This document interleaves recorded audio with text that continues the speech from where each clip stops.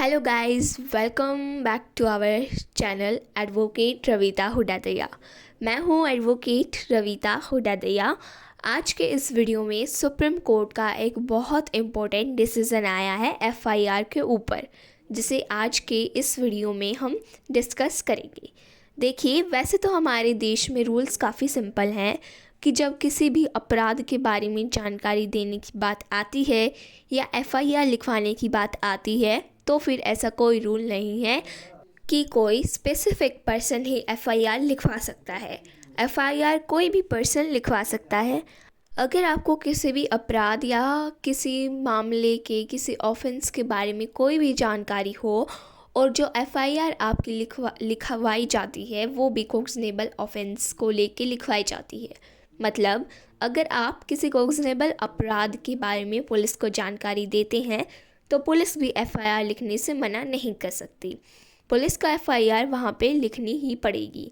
लेकिन देखिए, कई बार क्या होता है, जब आप कुछ इंडिया के स्पेशल लॉज के बारे में पढ़ते हैं, जैसे अलग अलग कानून आपके बनाए जाते हैं, उनमें एफआईआर को लेके नियम कायदे थोड़े से बदल जाते हैं। मतलब जो सीआरपीसी या बीएनएस के एफआईआर लिखवाने के नियम कायदे कानून बताए गए हैं, वो स्पेशल लॉज में कई बार थोड़े से चेंज हो जाते हैं। तो उस चीज़ का मतलब सुप्रीम कोर्ट ने आज अपने इस जजमेंट में समझाया है, तो इसके बारे में हम बात करेंगे। अब पहले इस केस के बैकग्राउंड के बारे में हम समझ लेते हैं। केस क्या था? बेसिकली ये जो केस है आपका, ये उत्तर प्रदेश का केस है।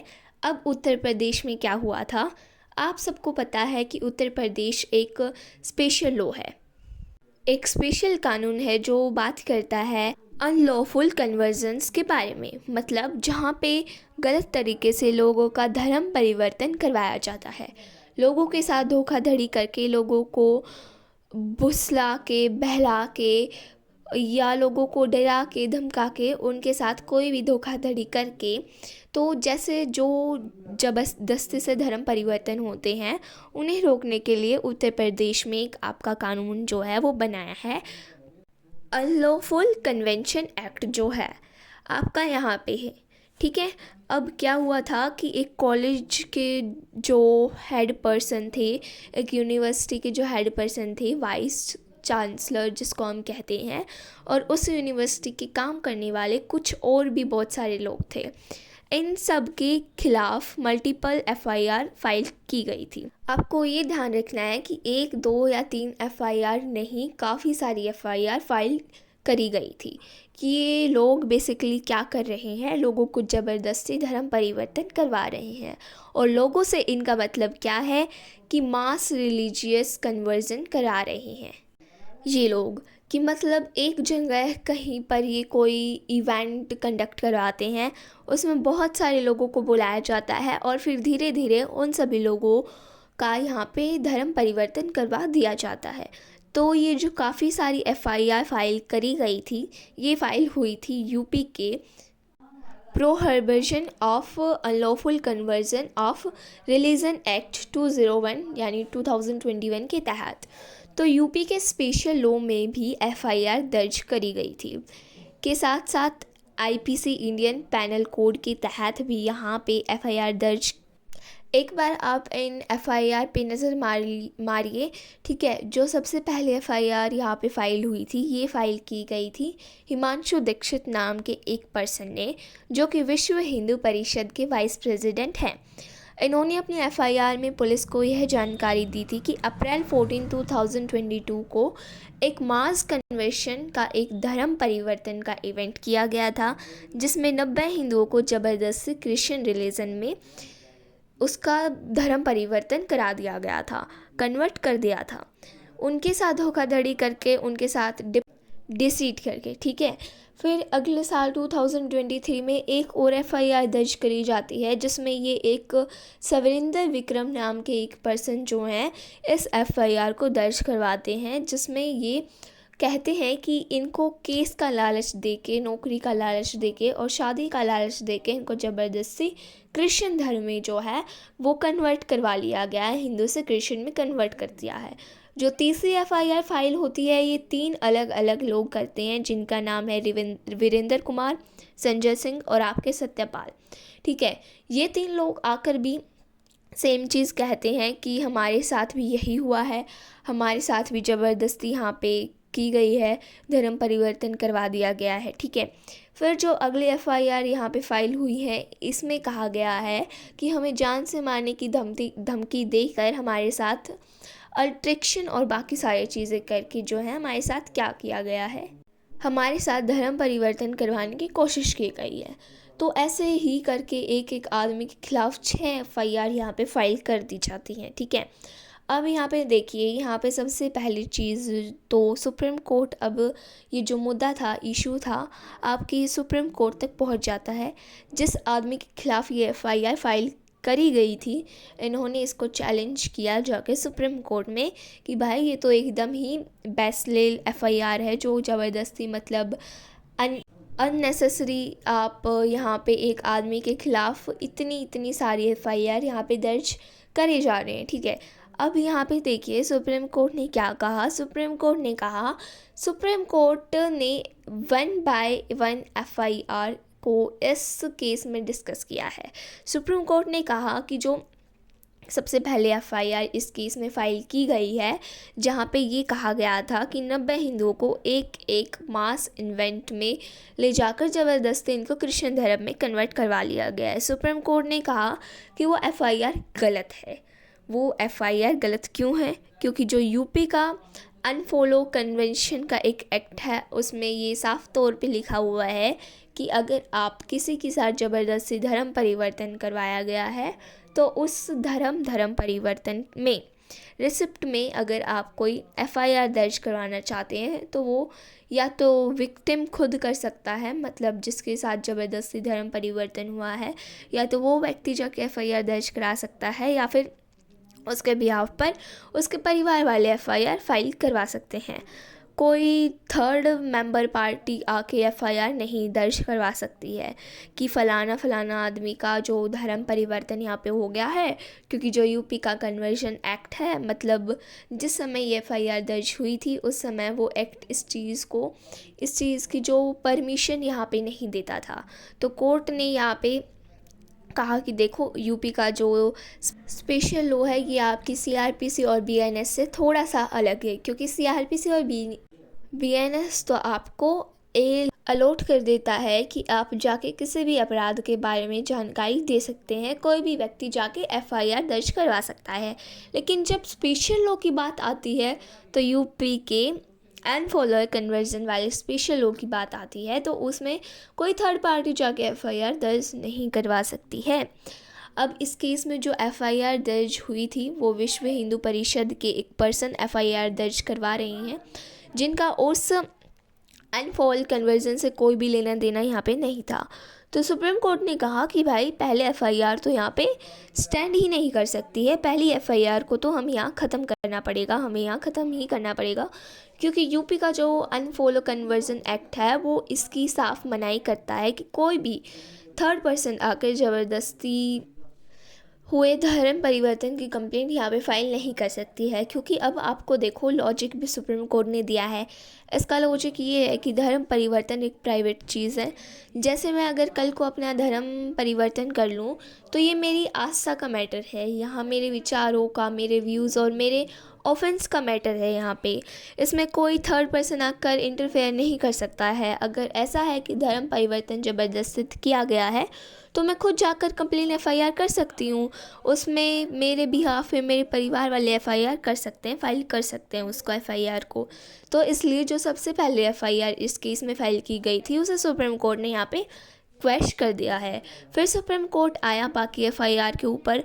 यहाँ पे जो बाकी मैंने आपको बताया ना, टोटल 6 एफआईआर फाइल हुई थी, तो बाकी एफआईआर में सुप्रीम कोर्ट ने ये कहा है कि जो रिमेनिंग एफआईआर थी ये सारी एक दूसरे की कॉपी पेस्ट एफआईआर थी। मतलब जैसे एक एफआईआर फाइल हुई तो ज़बरदस्ती सामने वाले पर्सन को परेशान करने के लिए, हैरासमेंट करने के लिए उसके नाम से पे जाके दूसरी एक और एफआईआर कर दी। जैसे मान लो आज कोई मर्डर हुआ है तो जो मर्डर का अपराध हुआ है उससे पहले एक एफआईआर दर्ज करी जाए और उसी मर्डर पे सेम आदमी आके पर्सन आके उसी नेम पर सेम पर्सन पर एफआईआर दर्ज करवा दे। तो आगे सुप्रीम कोर्ट ने कहा कि भाई ये अलाउड नहीं है, क्योंकि क्रिमिनल लॉ में क्या फ़ॉलो किया जाता है, क्रिमिनल लॉ में फ़ॉलो किया जाता है कि टेस्ट ऑफेंस सेमिल्स, जिसके कि टेटी एंटी एंथनी के केस में सुप्रीम कोर्ट ने एस्टेब्लिश किया था।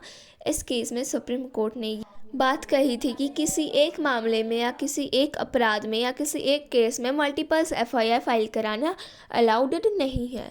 अगर जो एक्यूज्ड पार्टी है वो सेम है, जिस अपराध की जानकारी दी जा रही है वो सारी चीज़ें अगर सेम है, तो एफआईआर एक ही दर्ज हो सकती है एक अपराध के ऊपर, एक केस के ऊपर जाके बार बार मल्टीपल्स एफआईआर यहाँ पे फाइल नहीं कर सकते हैं।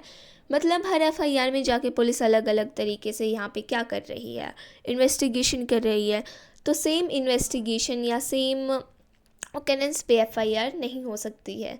अब जो बाकी की एफआईआर यहाँ पे फाइल की गई थी उनमें यही चीज़ कही थी कि इंसिडेंट सेम है, ओकेज़न सेम है, आदमी भी सेम है, अपराध भी सेम है, बस उसी का एक इंसिडेंट को घुमा फिरा के अपने 3-4 एफआईआर में दर्ज करवा दिया। तो सुप्रीम कोर्ट ने यहाँ कि भाई ये गलत है, इन एफआईआर को भी ख़त्म किया जाएगा।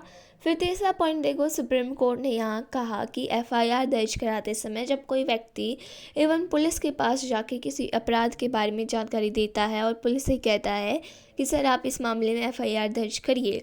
अब पुलिस का काम ये है कि जो आरोप लगाए जा रहे हैं, जो एलिगेंस लगाए जा रहे हैं, क्या सच में वो किसी क्रिमिनल अपराध लगा रहा है, कि सच में वहाँ पे कोई क्रिमिनल अपराध हुआ है। अब यहाँ पे सुप्रीम कोर्ट ने कहा कि लोग जाकर पुलिस को ये कह रहे हैं कि ये जो वो पर्सन है, अभी उस पर्सन का नाम यहाँ नहीं बताया गया है कि वो पर्सन है, रिलीजियस गैदरिंग कर रहा है, ये अपने धर्म का जो है वो प्रीचिंग वगैरह कर रहे हैं, अपने धर्म का ये प्रचार कर रहे हैं। एक एलिगेंस पे जाके पुलिस के पास एफआईआर लिखवा दी। तो भाई सुप्रीम कोर्ट ने कहा कि अगर आप अपने धर्म का, मान लो कोई मुस्लिम धर्म का पर्सन है, कोई हिंदू धर्म का पर्सन है, या कोई क्रिश्चियन धर्म का है पर्सन है, आप अपने धर्म का अगर कोई भी बड़ा रिलीजियस गैदरिंग करवाते हो जिसमें बहुत सारे लोग उस गैदरिंग को आके अटेंड करते हैं, फिर आप अपने धर्म के बारे में लोगों को बताते हैं, आप अपने धर्म का प्रचार करते हैं, तो ये तो अपराध नहीं हुआ है, किसी भी तरह का अपराध माना ही नहीं जाएगा। तो इन एलिगेंस पे यहाँ पे एफआईआर कैसे दर्ज करवा दी जा सकती है। सिमिलरली किसी भी व्यक्ति के ऊपर ये इल्ज़ाम लगाना कि भाई तुम्हें अपना धर्म चलाने के लिए या तुम्हें अपने धर्म का प्रचार करने के लिए बाहर से पैसा मिलता है, आपको फॉरेन फंडिंग मिलती है, आपको चैरिटी बहुत ज़्यादा दी जाती है, तो आगे ये भी कोई अपराध नहीं है। भाई मान लेते हैं मैं इंडिया में बहुत बड़ा रिलीजियस इंस्टीट्यूशन यहाँ पे चलाती हूँ और उसके लिए यूएस में बैठा कोई पर्सन या फिर यूके में बैठा कोई पर्सन या जर्मनी में बैठा कोई पर्सन वहाँ पे मुझे पैसे डोनेट करता है कि मेरे रिलीजियस इंस्टीट्यूशन को तो यह है कोई कि आप प्रचार करो, तो ये तो कोई अपराध नहीं हो सकता है। वो मेरे रिलीजियस इंस्टीट्यूशन में यहाँ पे बिल भी करता है, बीच में टांग अड़ाता है। इसलिए एक एक करके ये जो 6 एफआईआर इस केस में फाइल करी गई वो एक एक सुप्रीम कोर्ट ने सबको ख़त्म कर दिया एक एक करके। पहले एफआईआर में सुप्रीम कोर्ट ने कहा कि भाई कोई थर्ड पार्टी आके इन्फ्लुएंस कन्वर्जन करके एफआईआर नहीं दर्ज करवा सकती है, या तो जिसका धर्म चेंज किया गया है उससे ज़बरदस्ती करवाया गया वो करे, या फिर उसके फैमिली रिलेटेड करें पर्सन है उसके वो कराएं। कोई थर्ड पर्सन थोड़ी ना कर सकता है ऐसे आके एफआईआर की उसका ज़बरदस्ती धर्म परिवर्तन करवा दिया गया है तो आपने जाके एफआईआर कर दिया, ऐसा गलत है। तो पहली एफआईआर ख़त्म की जाती है, ठीक है। बाकी जो बची हुई 3 एफआईआर्स उस पर सुप्रीम कोर्ट ने कहा कि भाई सेम इंसिडेंट पे आप ज़बरदस्ती सामने वाली पार्टी को हैरेसमेंट करने के सेम इंसिडेंट के बारे में बार बार एफआईआर फाइल कराए जा रहे हैं।